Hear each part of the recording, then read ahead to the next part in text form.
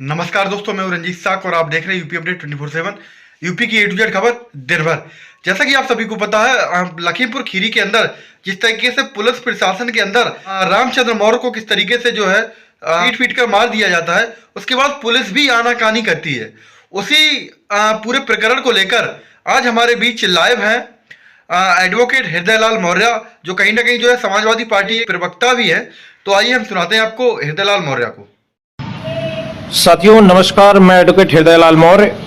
एक गंभीर विषय, आज तत्काल सुबह से तमाम स्वजातियों का फोन आया कि घटना हुई है और उस घटना के बाद मुझे कोर्ट जाना था। मैंने कहा आप तमाम अपडेट करिए और अपडेट के बाद जो अभी तक की जानकारी है मैं उससे प्रदेश के स्वजातियों को, मौर्य कुशवाहा साक सैनी समाज के लोगों को बताना चाहता हूं कि उत्तर प्रदेश में क्या चल रहा है और क्या समझने की जरूरत है। मैं इस विषय पे आप लोगों को अवगत कराना चाहता हूं।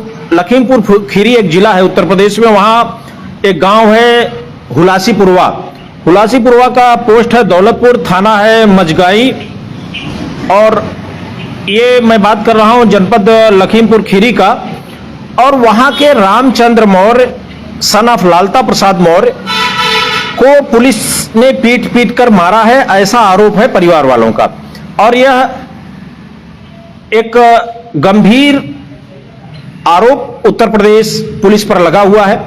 मैं उत्तर प्रदेश पुलिस से, डीजीपी उत्तर प्रदेश से, मुख्यमंत्री योगी आदित्यनाथ जी से और चूंकि मामला स्वजातियों का तो मैं केशव प्रसाद मौर्य जी से विनम्र अनुरोध करता हूं कि इस पे जो जिम्मेदार पुलिस ऑफिसर्स हैं उनके खिलाफ कार्रवाई कराई जाए। और अभी तक सूचना यह है कि सुबह परिवार के लोग लाश नहीं दे रहे थे। पुलिस, चूंकि पुलिस का वो कार्य है, पुलिस को पोस्टमार्टम करानी थी, इसलिए पुलिस ने बलपूर्वक पोस्टमार्टम हाउस के लिए डेड बॉडी वो लेकर के गए। मैं ये जानना चाहिए, लीगल प्रोसीडिंग फॉलो होनी चाहिए। वो चूंकि वो लोग जानकार नहीं थे परिवार के लोगों ने, इसलिए वो देना नहीं चाहे। गरीब और कम पढ़े लिखे लोग हैं।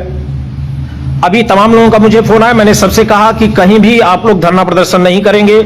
धरना प्रदर्शन में क्या होता है कि आपके खिलाफ FIR हो जाएगी और जब FIR हो जाएगी तो समस्या यहाँ पे और होगी, पुलिस और प्रताड़ित करेगी और आपको जेल भेजने के डर से आप अपना केस लड़ेंगे या फिर उस गरीब परिवार को न्याय दिलाएंगे।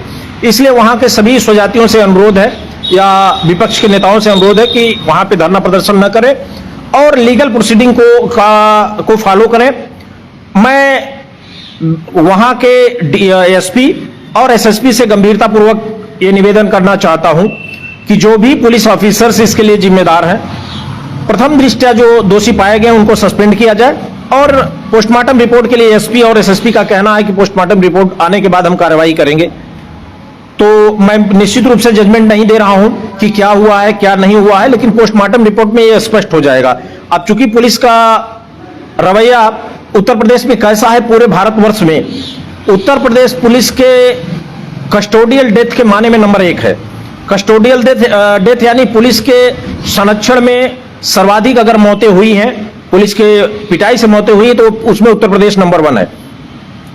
मामला हमारे स्वजातियों का है, इसलिए मुझे अपने स्वजाति नेता माननीय केशव प्रसाद मौर्य जी, जो कि भारतीय जनता पार्टी में है और मेरी विचारधारा के विपरीत है, चूंकि स्वजाति हैं तो हैं, इसलिए मैं निवेदन करूंगा। मैं केशव जी, मैंने आपसे कहा था जब भी बात स्वजातियों का आएगा तो मैं आपसे सवाल करूंगा। मैं लॉ एंड ऑर्डर पे आपसे सवाल नहीं करता, सरकार की नीतियों पे आपसे सवाल नहीं करता हूं, लेकिन अगर आप किसी जात बिरादरी से संबंध रखते हैं और उस जात बिरादरी के साथ अन्याय हो रहा है तो सवाल आपसे किया जाएगा, इसलिए मैं आपसे सवाल करता हूं।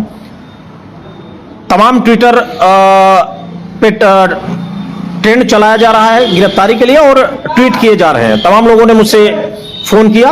निश्चित रूप से मैं इन जनरल ट्विटर नहीं चलाता हूं, व्यस्तता थी, सुबह से कोर्ट गया था, अभी मैं लौट रहा हूं।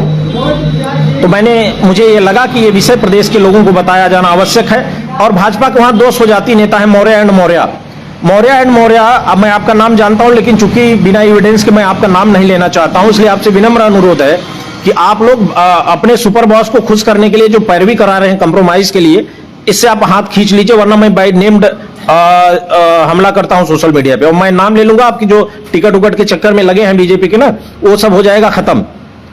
मुझे 2 मिनट लगता है मुझे राजनीति किसी की स्वाहा करने में, बस 2 बार नाम ले लूंगा और पूरे प्रदेश में आपकी हो जाएगी थू।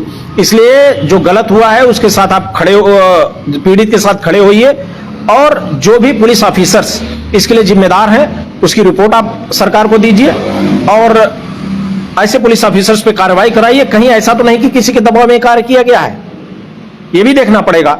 और मेरे ही एक स्वजाति नेता हैं जो हमारी ही पार्टी से उसी जिले के, वो इस समय अभी तक सो रहे हैं। मैं उनसे विनम्र अनुरोध करूंगा, सक्रिय होइए महोदय। बिना जात के नेता हुए कोई जमात का नेता नहीं होता है।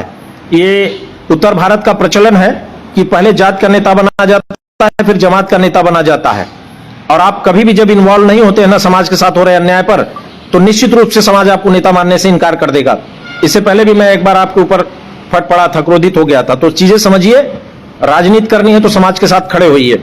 मैं समाजवादी पार्टी के शीर्ष नेतृत्व से विनम्र अनुरोध करूंगा कि एक प्रतिनिधि मंडल भेज करके वहां पे हो रहे पुलिस के बर्बरतापूर्वक कृत्य पर रिपोर्ट शीर्ष नेतृत्व को भेजे और वहां से कम इस तरीके की घटनाओं पर सदन में आवाज उठाई जाए।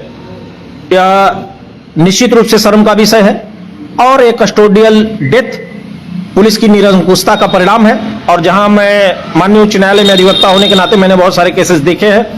अभी तो कुछ नहीं होगा, लेकिन अगर जांच आई तो सब कुछ क्लियर होगा और जो कंसर्न पुलिस ऑफिसर्स हैं सबके खिलाफ कार्रवाई होगी।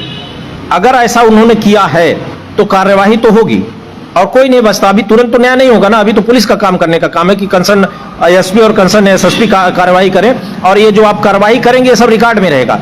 ये बाद में जब आएगा केसेस लोअर जुडिशरी या हायर जुडिशरी में, तब फिर इसका इंटरप्रिटेशन होगा और फिर क्या होगा वो कोई बच नहीं पाएगा। तो मैं वहां के अपने तमाम लोगों से विनम्र अनुरोध करूंगा, उस गांव के लोगों से, कि परिवार को ढांढस बढ़ाएं और उनको आगे इस केस को लड़ने के लिए प्रेरित करें। और कहीं भी किसी अधिकारी से डरने की जरूरत नहीं है और न किसी भाजपा नेता से डरने की जरूरत नहीं है। मैं हूं प्रयागराज में, तो जो भी केसेस होंगे उसको देख लिया जाएगा और जो भी लीगल प्रोसीडिंग होगी उसको फॉलो करते हुए आप लोग अपना योगदान, उस परिवार को, गरीब परिवार है, आर्थिक सहयोग भी करिए ताकि वो आदमी, उस परिवार को आगे लड़ाई लड़ी जा सकते और कम से कम कोर्ट के माध्यम से उन पुलिस ऑफिसर्स को जो इसके लिए जिम्मेदार हैं, इस मौत के जिम्मेदार हैं, उनको सजा मिल सके। इन्हीं शब्दों के साथ मैं अपने वाणी को विराम देना चाहूंगा। बहुत बहुत धन्यवाद, बहुत बहुत आभार।